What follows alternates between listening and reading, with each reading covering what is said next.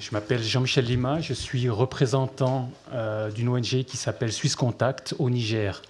Donc ma présentation portera particulièrement sur le cas du Niger, autour des thématiques qui m'ont été données dans le cadre de cette présentation.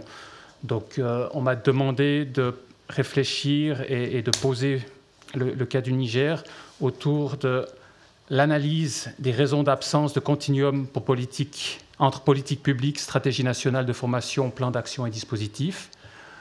Une autre thématique était de comprendre pourquoi la mise en place des dispositifs peut se faire en dehors ou en décalage sans prendre en compte la stratégie de l'État à destination des jeunes.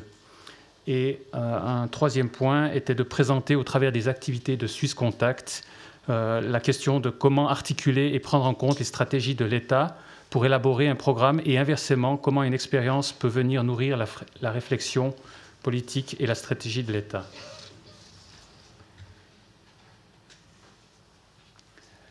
Mais pour ce faire, je vais quand même poser un peu le décor avec, dans un premier point, le système de l'enseignement et de la formation professionnelle et technique au Niger.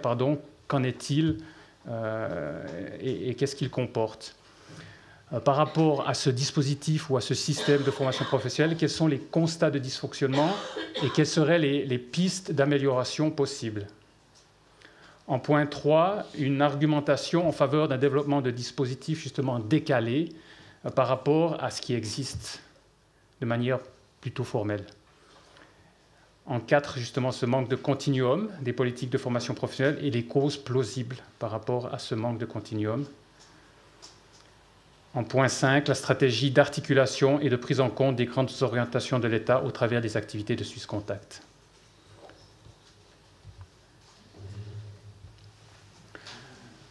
Voilà, le système de l'FPT au Niger. Qu'en est-il en réalité ? J'imagine, moi je viens de Suisse, donc c'est un système qui correspond plutôt au système français, avec un accent très fort sur le côté enseignement technique plutôt que formation professionnelle, avec une approche compétences très liée au marché du travail. Vous avez dans la partie bleue qui donne accès finalement à des jeunes qui auraient eu un certificat de premier degré, donc suite au cycle primaire, ils auraient accès à une multitude de dispositifs de formation qui leur permettraient d'arriver à déboucher sur des diplômes tels que le CAP, le BEP, le bac technique ou le bac pro. Ensuite, il y aurait la filière plus académique. À partir du moment où le jeune aurait un bac, il aurait aussi accès à des grandes écoles qui déboucheraient sur des diplômes de type BTS, DUT, DTS, ING, etc. Moi, ce qui m'importe le plus par rapport à nos activités au Niger, c'est la partie qui se trouve avant cette partie bleue, c'est-à-dire pour des jeunes qui seraient non scolarisés ou déscolarisés. Donc pour des jeunes qui n'auraient pas accès en réalité à toute la partie de droite. Puisque vous voyez au niveau de la partie de droite, il faut déjà avoir un certificat du premier degré. Donc ce qui exclut une grande majorité des jeunes. Au niveau des jeunes qui seraient déscolarisés ou non scolarisés, l'État nigérien a développé dernièrement un dispositif qui s'appelle les CFDC, qui sont des centres de formation en développement communautaire et qui permettraient justement à des jeunes qui sont en zone rurale d'entrer dans un cursus qui serait certifiant, puisqu'il déboucherait sur des CQP, des certificats de qualification professionnelle, au bout de 2 ans.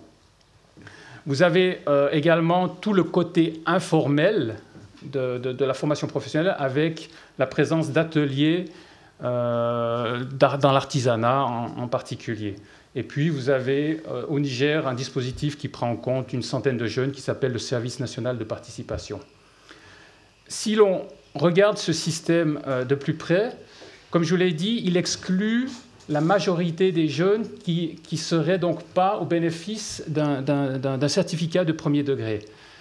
À partir du moment où les jeunes ont ce premier cycle, ce premier certificat, finalement, c'est vers des filières qui débouchent vers les CAP, BEP, etc. mais qui ne nourrit pas, en réalité, le marché du travail pour lequel il était fait. Si on rentre dans la filière de l'électricité, l'idée au départ de ces dispositifs, c'était de proposer des jeunes pour le marché du travail qui entreraient dans des entreprises en lien avec ces domaines-là. En réalité, les jeunes qui rentrent dans ces domaines-là ont l'idée d'avoir un diplôme et n'entrent finalement pas dans ce marché du travail qui était prévu pour eux. La plupart de ces jeunes, d'après des études que nous avons menées, veulent entrer dans la fonction publique, soit au travers de la police ou de l'armée. Donc finalement, le dispositif formel existant ne donne pas n'aboutit pas au but qu'il s'était donné au départ. Si l'on considère le taux de jeunes qui ont quitté l'école avant d'avoir le premier degré, avant d'avoir le certificat de ce premier degré, ça fait plus de 80% des jeunes. Donc, à partir de ça, vous voyez bien que le système proposé n'est pas accessible aux jeunes déscolarisés et non scolarisés. Pire encore, si l'on considère que ce dispositif ou ce système actuel permet d'absorber 15 000 jeunes en moyenne, et vraiment en comptant aujourd'hui les CFDC, et que nous savons qu'il y a plus ou moins une attente d'1,5 million de jeunes qui sont déscolarisés et qui ne sont pas en situation d'emploi, ça nous fait 1% de jeunes qui pourraient entrer dans ce dispositif, et donc 99% de laissés pour compte, qui n'ont aucune possibilité d'accès au dispositif existant. Par ailleurs, si je prends la deuxième diapositive, et pour ceux qui seraient dans ce système formel, on s'aperçoit que les jeunes qui y sont, c'est souvent suite à des échecs ou à des abandons du système scolaire traditionnel. Donc ceux qui atterrissent au niveau du CAP, des filières CAP, c'est souvent ceux qui ont échoué au niveau des classes 5e, 4e et 3e. Ceux qui arrivent au niveau des CFPT, qui sont des centres de formation professionnelle et technique au Niger, il y en a 8, c'est souvent ceux qui ont échoué au niveau du lycée et qui n'ont pas obtenu à ce niveau-là un bac, et donc ils se reconvertissent dans la filière enseignement technique et formation professionnelle pour obtenir ce diplôme qui correspondrait à un BEP, BEP1 et BEP2. Donc finalement, ceux qui peuvent y entrer, le 1% qui y rentre, il y rentre souvent pour de mauvaises raisons, ou en tout cas pas pour nourrir le marché du travail pour lequel ce dispositif a été conçu. Donc, quels sont les constats de dysfonctionnement? Donc, premièrement, c'est cette incapacité d'absorber cette jeunesse qui est extrêmement importante par rapport à un dispositif formel et existant. Donc, une des solutions, une des pistes de solution, ça serait de proposer des dispositifs qui seraient parallèles et accessibles à ceux qui n'auraient pas, par exemple, le certificat du premier cycle. Ce système qui est proposé ici correspond surtout à de la formation professionnelle pour des métiers dits urbains. On propose des métiers liés à l'électricité, à la mécanique, etc. Et Swisscontact travaille dans des régions rurales où finalement ce sont des filières qui ne sont pas si porteuses, ou en tout cas pas tellement sollicitées. Et on ne propose pas de filières liées au métier de l'agriculture ou à tous les métiers connexes à l'agriculture, que ce soit de la mécanique rurale, par exemple. Donc il y a une inaccessibilité pour les non scolarisés et déscolarisés au niveau primaire, et en particulier dans les milieux ruraux. Donc il faudrait ouvrir cette porte-là à ce groupe de jeunes. Et également donc, amener les dispositifs au niveau des communautés, au niveau des communautés rurales, puisqu'il s'agit effectivement de métiers plutôt urbains. Ensuite, le système de formation est vraiment cloisonné au monde professionnel. Il est vraiment cloisonné au niveau du système de formation professionnelle par rapport au monde du travail. les liens entre le monde du travail et le monde de formation sont extrêmement limités. Et du coup, finalement, ce qu'on propose au niveau du monde de la formation ne répond pas à la demande du monde de travail. Et puis, il y a effectivement une image qui est extrêmement déficiente de ces métiers de la formation, liés à la formation professionnelle. Et donc, c'est pour ça qu'on voit dans cette diapositive que ceux qui y rentrent, c'est souvent par défaut. Ce n'est pas une volonté des familles ou des jeunes en particulier de dire « moi, je veux embrasser ce métier-là parce que c'est là que j'ai envie de travailler, c'est mon avenir. » Voilà.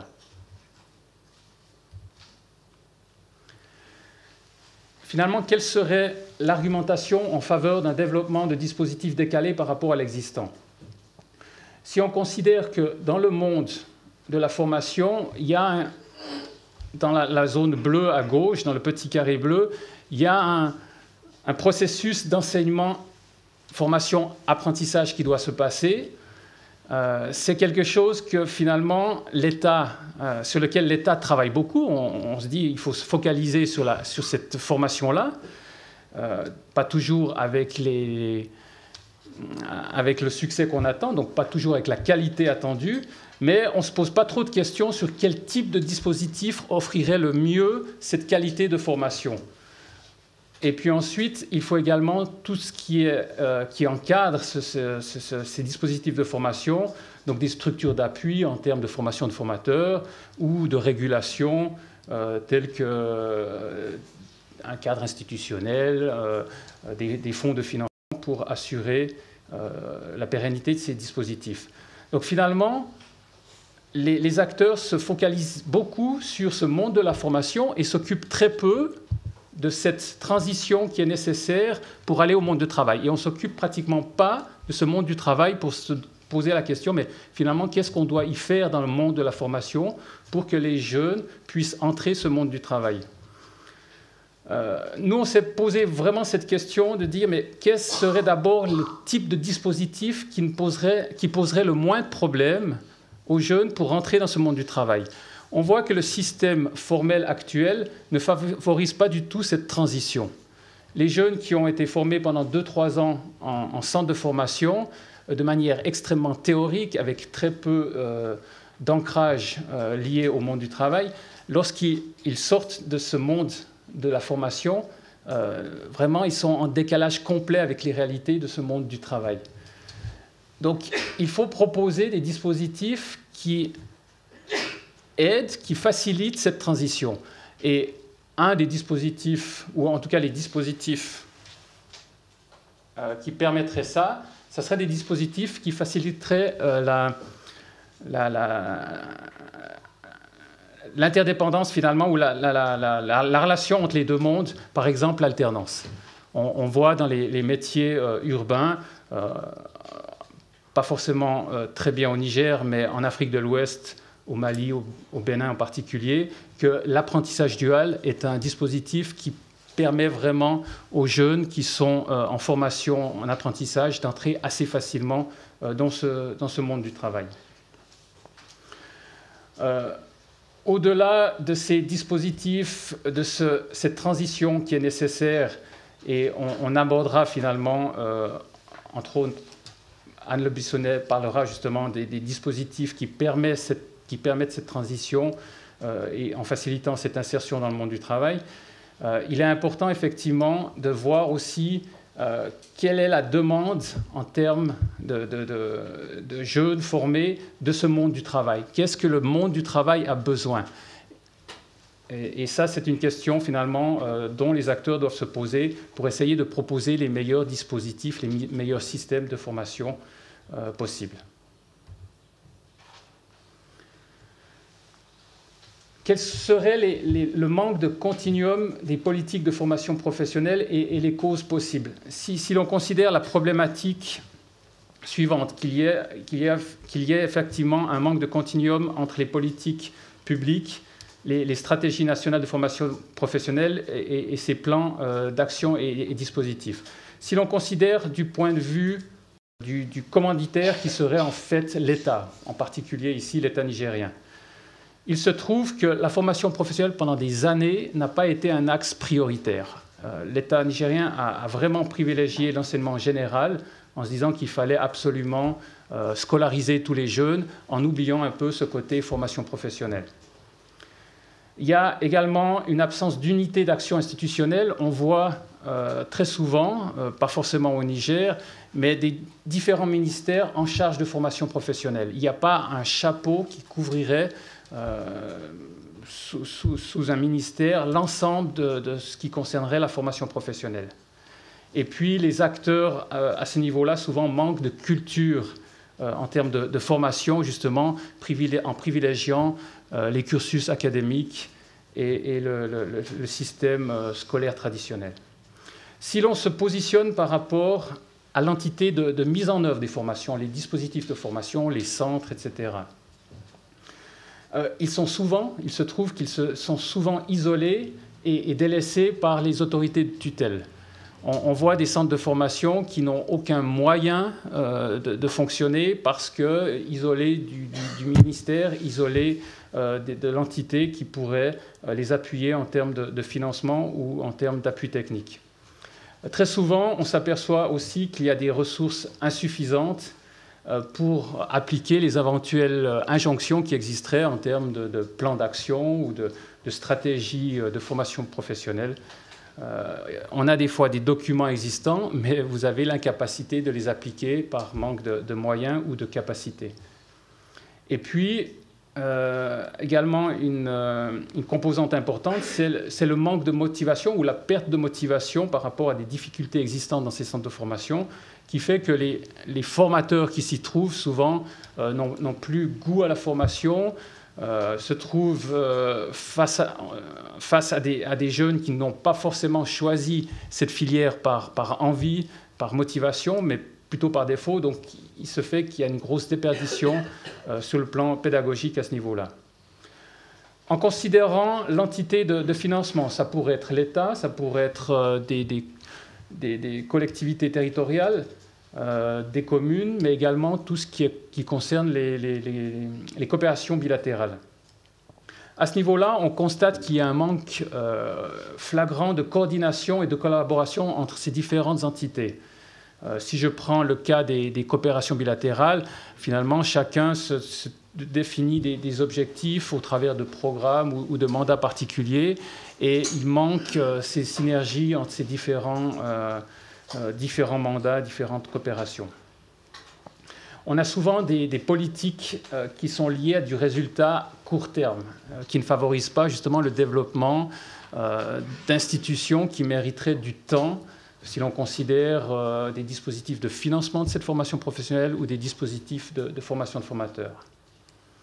Et puis enfin, on peut avoir, dans certains cas, de la part de ces entités de financement, des pressions, des intrusions, voire de la mauvaise gestion.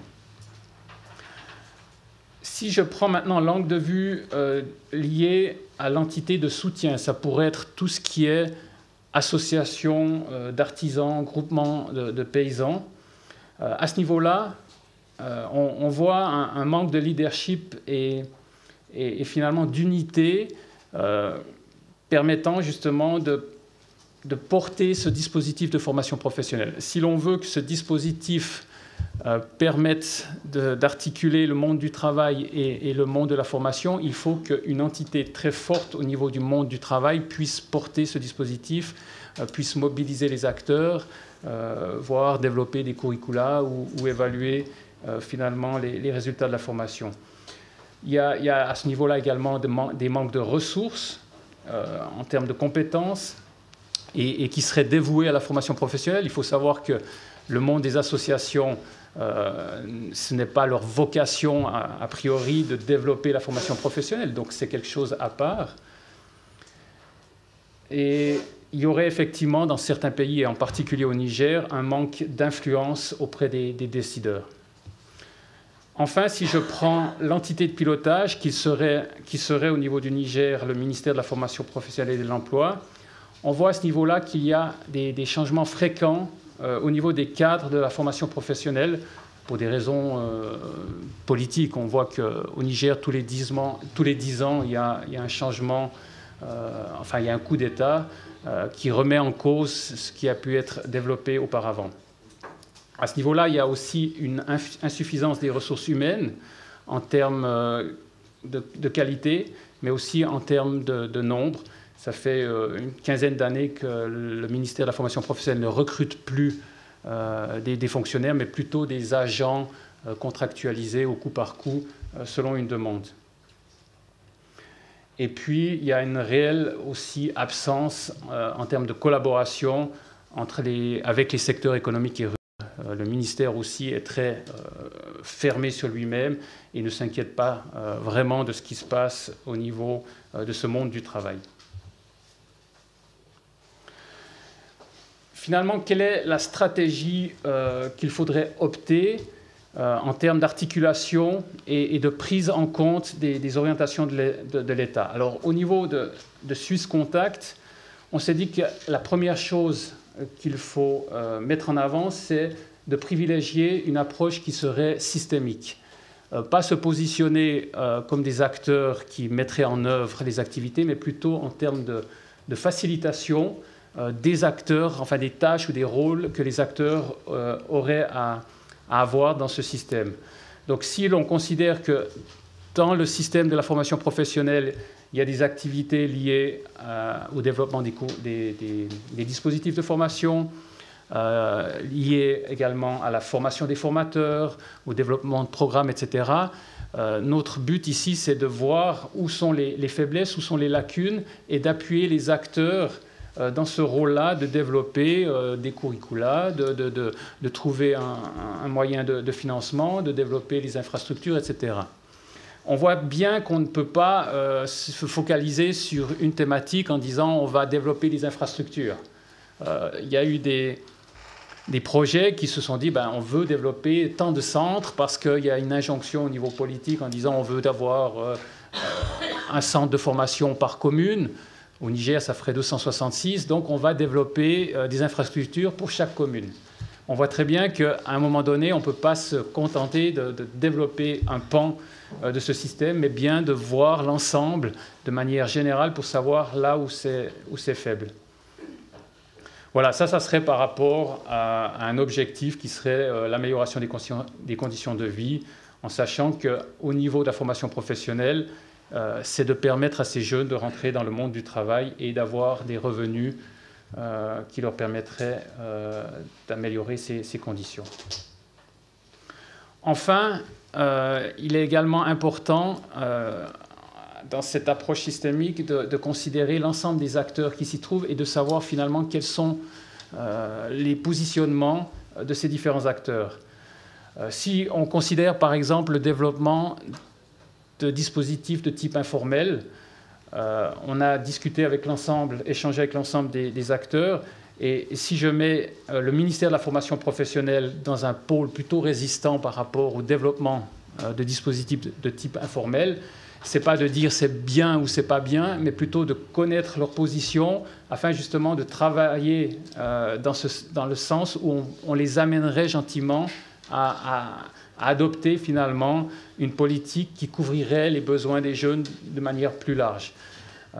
Donc effectivement, le ministère de la formation professionnelle, dans son discours, n'est pas contre le développement, mais dans les faits, il y a vraiment une résistance. Et donc, Swisscontact, avec les acteurs avec lesquels on travaille, on tient compte finalement de ces positionnements pour travailler aussi sur la communication, sur toute la question de stratégie, aussi de marketing finalement, pour qu'on puisse atteindre les objectifs visés. Enfin, il nous importe aussi de travailler à la base, parce qu'un système de formation professionnelle ne se développe pas en 2 ans ou en 3 ans. Malheureusement, on voit de plus en plus de bailleurs qui souhaitent, sur un mandat de 3 ans, développer un système. Nous, on s'aperçoit qu'il faut des années, et quand je dis des années, c'est au minimum 10 ans pour mettre en place suffisamment de fonctions dans un système de formation professionnelle qui permettrait d'assurer une certaine qualité. Et un système ne peut pas tourner si à la base les acteurs ne sont pas empreints, ne portent pas ce ou ces dispositifs de formation professionnelle.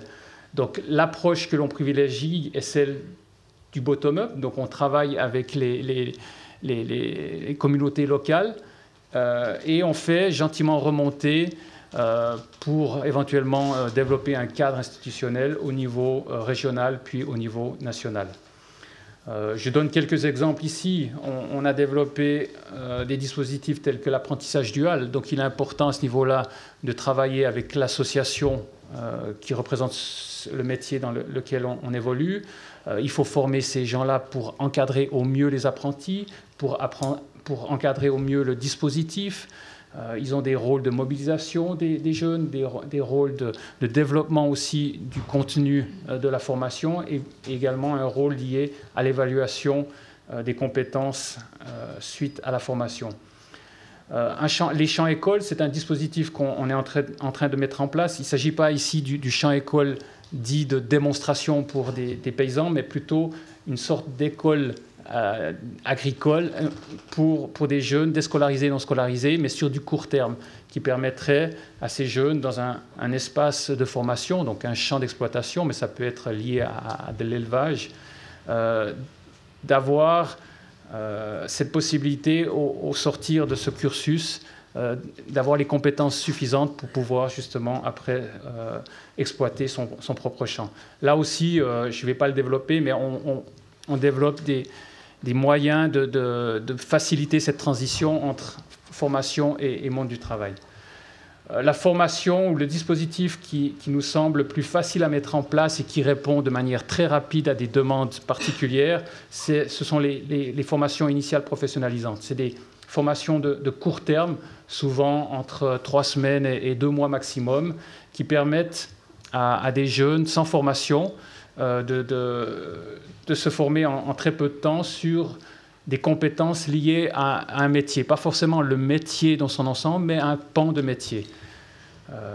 Je vous donne un exemple. Dernièrement, nous avons fait une formation.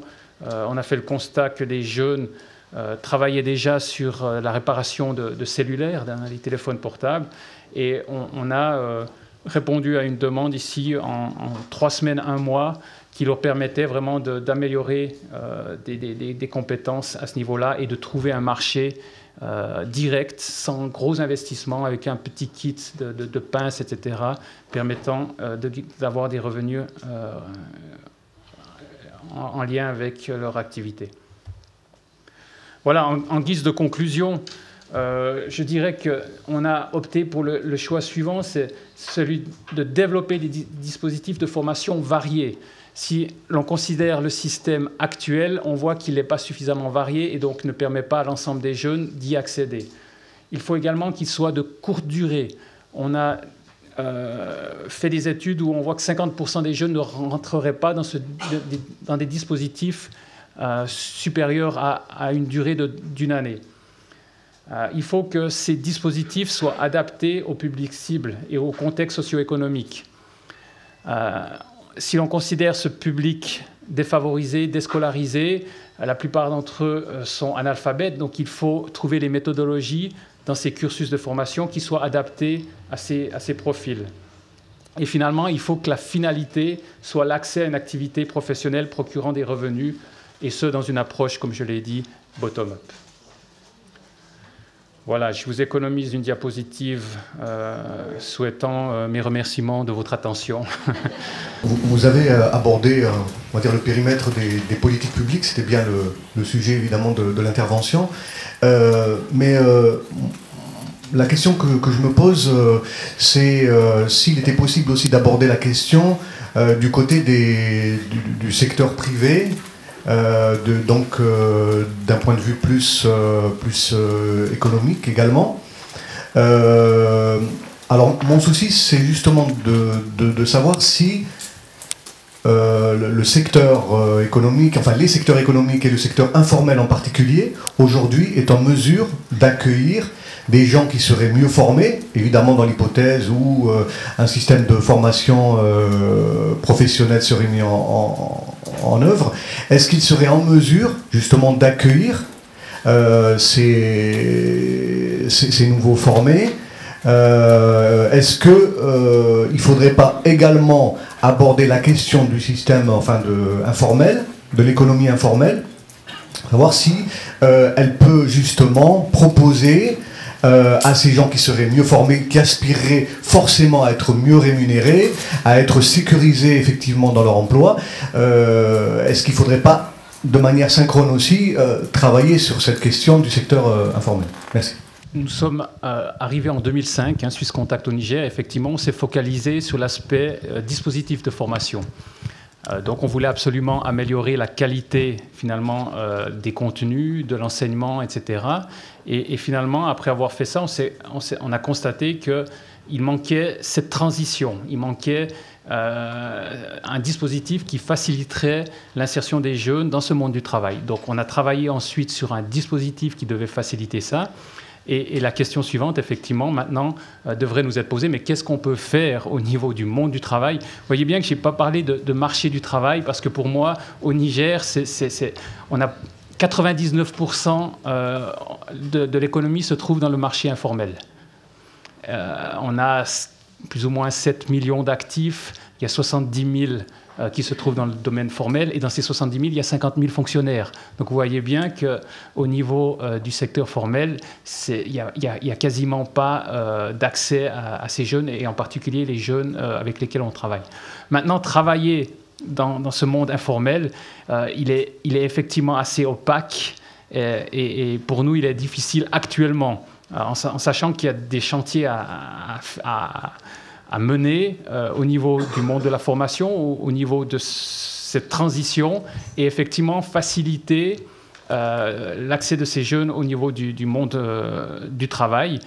À ce niveau-là, il y a des dispositifs aussi qui facilitent l'accès aux services financiers, parce que comment entrer dans ce marché informel, dans la plupart des cas, c'est par la création d'une micro-entreprise. Donc il n'y a pas ici la possibilité de devenir salarié, on ne parle pas de salaire dans le monde informel. Donc souvent, la possibilité pour les jeunes de rentrer dans ce marché informel, c'est par la création de leur propre entité. Et donc du coup, il faut faciliter à ce niveau-là des moyens qui leur permettraient de financer cette entrée-là. Oui, bonjour, je suis Anne-Laure Roy du FIDA à Rome. Moi, je voudrais questionner toujours le système informel, et en particulier quand vous dites qu'il y a des jeunes sans formation. Je voulais savoir en particulier tout ce qui est lié aux métiers agricoles et de l'agriculture et ruraux. Comment est-ce que vous avez pu mettre en place des systèmes qui permettent de valoriser les savoirs paysans et aller au-delà du discours qui est que les analphabètes ont des pratiques complètement archaïques, etc. Comment est-ce que, en particulier dans vos champs écoles, que vous dites ne pas être des parcelles de démonstration, comment est-ce que les savoirs locaux et la transmission intergénérationnelle peut être valorisée? Suisse Contact, on travaille essentiellement, ou en tout cas on travaille essentiellement dans les métiers dits urbains, justement en développant des dispositifs d'apprentissage. Et donc on s'est aperçu finalement que si on voulait sortir de ça, parce que ce dispositif a ses limites, et souvent limites au niveau des centres urbains, qu'est-ce que l'on fait justement pour ces jeunes au niveau rural? On travaille toujours avec les acteurs qui se trouvent dans ces contextes. Donc, lorsqu'on a une demande, par exemple, d'une mairie ou d'une association, on regarde toujours, finalement, quelles sont les ressources humaines qui seraient qualifiées, qui seraient aptes à organiser la formation. Donc, on s'adresse à des coopératives, on s'adresse à des groupements de paysans. Le milieu rural, ce n'est pas uniquement l'agriculture, hein, donc ça peut être aussi des artisans dans la mécanique rurale, motopompes, etc. Donc on s'adresse d'abord, en premier lieu, à ces acteurs-là, en les encadrant, parce que souvent il y a des compétences techniques, mais pas forcément des compétences au niveau pédagogique pour faire l'enseignement. Donc on les utilise d'abord pour les compétences techniques, aussi par rapport à leur connaissance du contexte et des publics cibles. Et souvent, on leur adjoint un formateur ou un co-formateur qui aurait plutôt cette capacité sur le plan pédagogique pour organiser la formation, pour éventuellement gérer le groupe, ce genre de choses. Donc l'idée, c'est d'utiliser toujours, effectivement, dans ces champs d'intervention, les ressources locales. Dans les champs écoles, nous voulons... Le champ école, c'est une vingtaine de jeunes. Dans un champ d'exploitation, ou ça peut être de l'élevage ou autre, avec une ressource locale, si elle est compétente sur le plan pédagogique, on ne va pas lui adjoindre un formateur, mais si elle ne l'est pas, on va créer un tandem, quelqu'un qui aurait plutôt cette compétence technique et de production, et puis quelqu'un qui aurait plutôt les capacités sur le plan ingénierie pédagogique. Excusez-moi. Première remarque, c'est vous n'avez pas parlé du problème du financement. Alors, si mon souvenir est exact, il y a un fonds de financement de la formation professionnelle qui existe au Niger. Est-ce qu'à l'époque, Suisse Contact utilisait pour financer ces formations? Est-ce que vous continuez à utiliser ce système dans la mesure où il est alimenté par une taxe dite d'apprentissage ou professionnelle payée par les entreprises du secteur moderne? Est-ce que les fonds disponibles sont suffisants pour alimenter les formations que vous développez?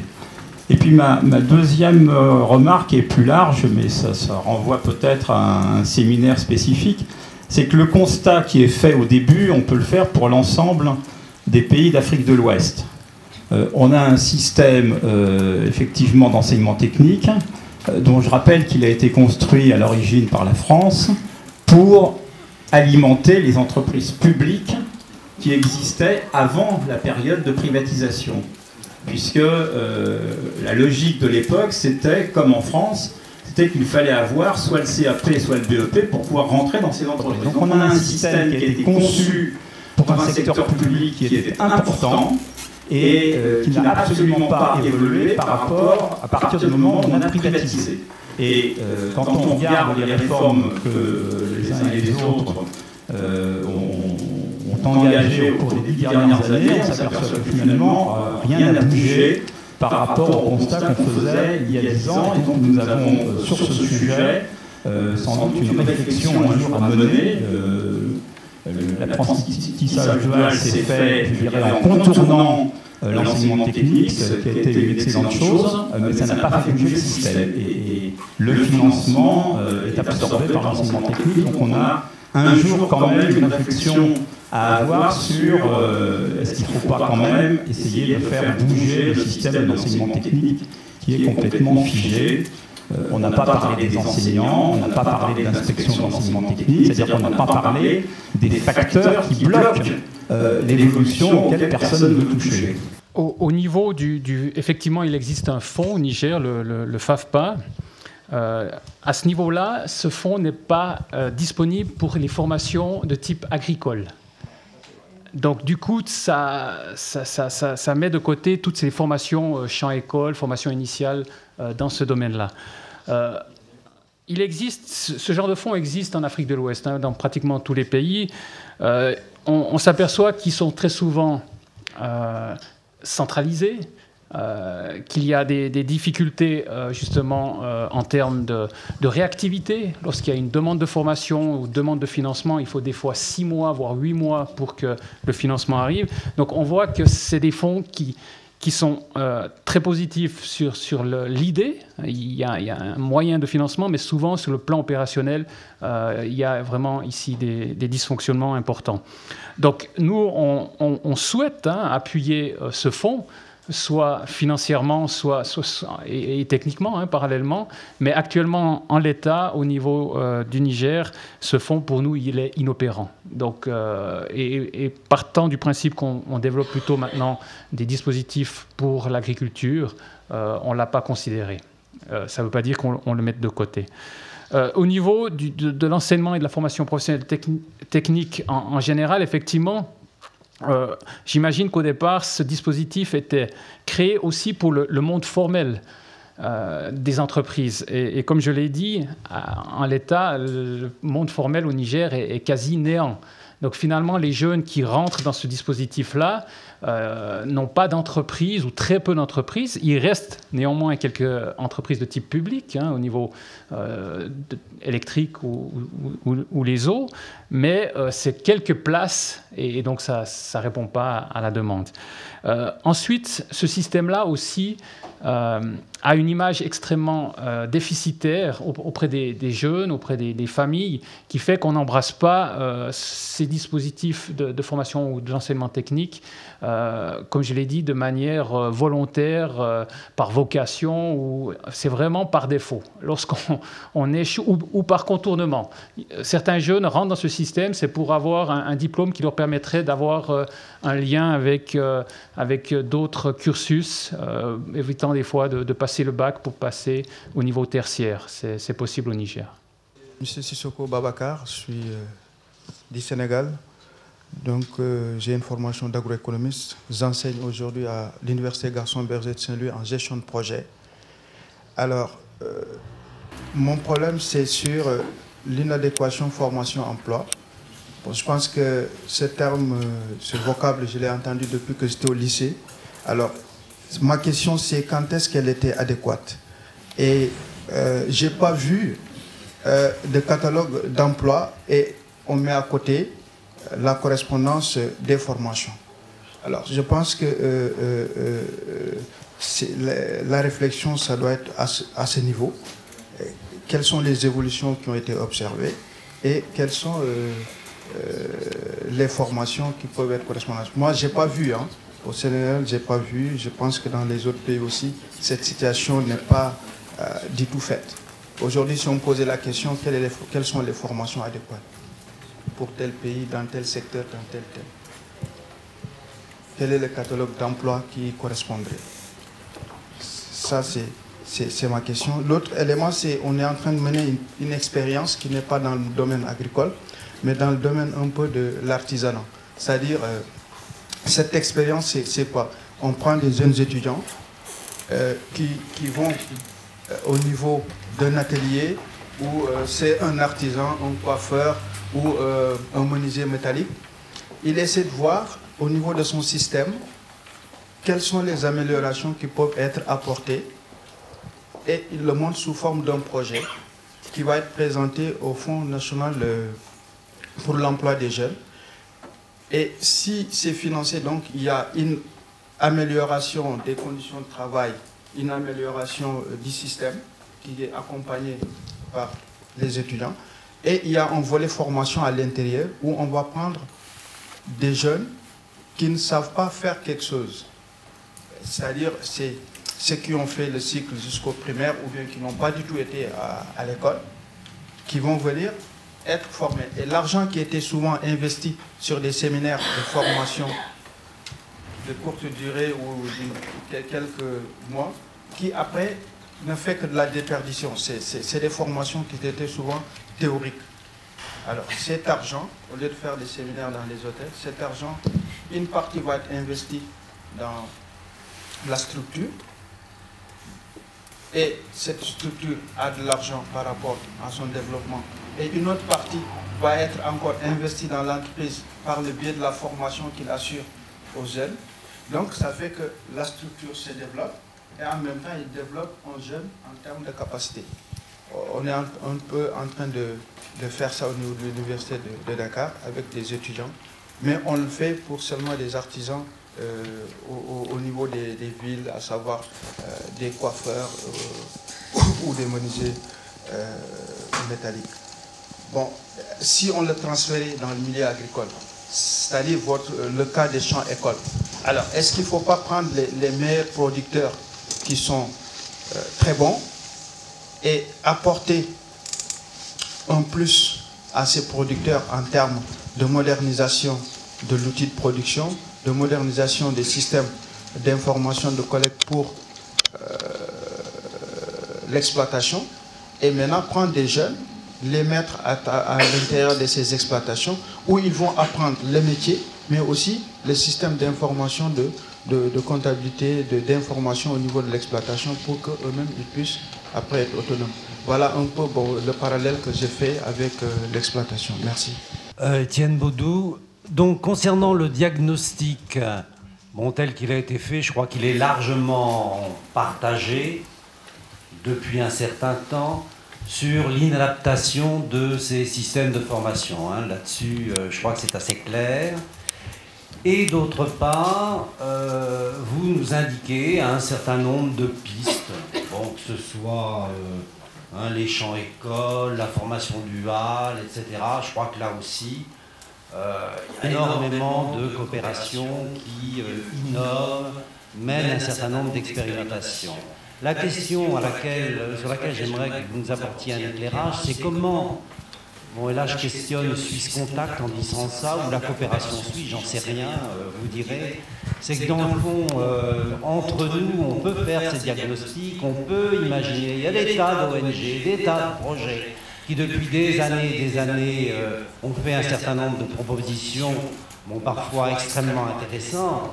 Mais le problème de fond, c'est comment on partage tout ça avec les responsables nationaux, les différents ministères, les différentes instances avec lesquelles vous travaillez. Alors est-ce que là-dessus, Suisse Contact ou la coopération suisse, j'en sais rien, pour ne pas poser la question à la coopération française, comment vous faites pour que ce diagnostic, ces innovations, ce soit quelque chose de partagé et de mené de concert en vue d'éviter que voilà, certaines de ces expérimentations soient menées un bout de temps et puis après c'est fini. Donc, Carole Lambert de l'Institut des régions chaudes de Montpellier-Supagro. Alors, en fait, j'ai 3 questions rapides donc, qui prolongent la question précédente et la question des financements. Donc, si ce ne sont pas les fonds de la formation professionnelle qui les financent, quelles sont les ressources et dans un objectif potentiel de pérennisation, si certaines actions se sont effectivement pérennisées, quelles sources de financement avez-vous pu trouver? D'autre part, les questions de l'efficacité. Je ne sais pas si vous avez pu faire des évaluations entre les champs écoles, les formations initiales professionnalisantes, etc. Quels sont les dispositifs a priori qui mènent à effectivement de la création d'activités durables et troisième question, je ne sais pas si on aura le temps, mais vous avez évoqué aussi les CFDC et donc du coup il me semblait que c'est a priori une bonne option aussi qui part du gouvernement, et comment ça fonctionne et quels sont les liens éventuels que vous développez avec ces centres. Merci. Tout à fait. Peut-être juste revenir sur cette question d'inadéquation. C'est vrai qu'on l'entend très souvent, c'est une ritournelle. Et moi, ce qui me semble être le plus grand problème par rapport à cette inadéquation, on parle souvent de contenu, on parle souvent de séparation entre monde du travail et monde de la formation, mais moi, il me semble important, quand on parle d'inadéquation, de savoir si le secteur privé est impliqué dans ce dispositif de formation. Et moins le secteur privé est impliqué, et plus cette inadéquation est grande. Si je fais juste une référence par rapport à l'apprentissage dual que l'on connaît en Allemagne, en Suisse, il faut savoir que plus de 2/3 des jeunes embrassent cette formation-là dans ces pays-là. Ça veut dire que c'est un vrai choix, et ces jeunes-là sont formés au sein des entreprises. C'est le secteur privé qui porte le système dual. Et ce n'est pas le système étatique, l'école, etc. Évidemment qu'il y a un encadrement, il y a un cadrage institutionnel, il y a des certifications reconnues, mais il faut effectivement une implication du secteur privé pour que cette inadéquation ou cette adéquation se passe. Évidemment, il est important, on n'est pas dans une bulle au niveau d'un projet ou d'un programme pour développer des dispositifs de formation. On travaille avec les acteurs, et un des acteurs importants est évidemment l'État ou ce qui les représente, que ce soit le ministère ou les régions. Nous faisons un constat qu'il est important qu'il soit partagé par ces acteurs. Donc déjà, dans un premier temps, il faut qu'on se mette d'accord sur ces diagnostics, qu'on se mette d'accord sur ces constats. Si l'on considère aujourd'hui que le système actuel n'est pas bon parce qu'il n'atteint pas les objectifs visés, on propose avec les acteurs d'autres dispositifs. Le problème, c'est très souvent au niveau opérationnel. On est d'accord sur le discours. Le ministère de la formation professionnelle et de l'emploi au Niger nous dit effectivement il faut développer d'autres types de dispositifs. Et c'est pour ça qu'on est arrivé au type des CFDC, qui est au départ quelque chose qui vient des communes, qui est porté par la communauté locale et qui aujourd'hui remonte au niveau étatique pour effectivement avoir un cadrage plus institutionnel avec une implication de l'État en termes de formateurs, de financement, etc. Donc, pour moi, il est effectivement important d'impliquer le ministère, en premier lieu de partager avec lui ses constats et puis finalement de trouver quels seraient les dispositifs les plus adéquats. Ça prend du temps. Les difficultés que l'on constate, c'est souvent le changement aussi de ces cadres qui font que un remaniement ministériel ou un coup d'État fait qu'on recommence pratiquement à zéro parce qu'il s'agit ici de travailler avec des hommes et pas forcément avec des institutions. C'est souvent les hommes en place qui font que ça marche ou que ça ne marche pas. Donc il y a ces difficultés-là, mais évidemment on travaille de concert avec les ministères en charge de cette question de formation. Et aujourd'hui, on a mis en place, et c'est très récent, un cadre de concertation qui réunit les partenaires techniques et financiers et les acteurs principaux de la formation professionnelle. Et ça, c'est sous le leadership du ministère de la formation professionnelle. Donc c'est dans ce cadre-là que justement on peut partager les constats, éventuellement d'aller vers le développement de nouveaux dispositifs, mais ça prend du temps. Quelques réponses rapides par rapport aux sources de financement. Effectivement, dans les pays dans lesquels nous intervenons en Afrique de l'Ouest, on travaille beaucoup avec ces fonds. On travaille également avec la participation des bénéficiaires au coût de formation. Ça nous semble important, même si c'est des sommes des fois dérisoires, mais c'est important que les patrons qui se forment considèrent que c'est un investissement. Au niveau des jeunes, on travaille beaucoup avec les parents, avec les associations, pour considérer qu'à un moment donné, il y a une responsabilité des familles aussi à participer au financement. Donc c'est toujours en fonction des contextes, en fonction de la capacité de financement de ces bénéficiaires-là. Mais il nous semble important que ce n'est pas a priori un dispositif gratuit. Même au Niger, où les capacités de financement sont extrêmement limitées, on essaye de faire participer les bénéficiaires. Et un dernier mot peut-être sur les résultats. Nous, pour être crédible, on travaille vraiment sur cette approche résultat et en mettant dès le départ en place un système de monitoring. Ce que l'on veut, ce n'est pas de dire à la fin, voilà, nous avons formé 2000 ou 3000 jeunes. Ce qui nous importe, c'est de dire, parmi les jeunes que nous avons formés, tant ont trouvé du travail, tant ont un revenu régulier, etc. Donc nous sommes mesurés sur les effets, les impacts, et non pas sur le nombre de personnes formées. Donc à partir du début, nous mettons en place un système de monitoring qui fait que systématiquement, une année après la fin des formations, nous allons voir sur le terrain quels sont les effets en termes de création d'emplois, en termes d'augmentation de la productivité ou de revenus. Et puis, un dernier mot sur les CFDC. Effectivement, c'est un dispositif qui se développe maintenant au Niger. Il y a une position forte sur le plan politique pour dire qu'il faudrait un CFDC par commune. Donc, au Niger, ça fait 266 CFDC ou centres de formation. Ça nous semble aussi absurde de partir dans cet extrême-là. C'est un dispositif qui nous semble intéressant pour autant qu'il soit porté par la communauté. Il faut qu'il y ait une demande de la commune, de la mairie, des acteurs, et que ça corresponde à des besoins contextualisés en termes économiques, mais en termes aussi de capacité du nombre de jeunes pour entrer dans ce dispositif.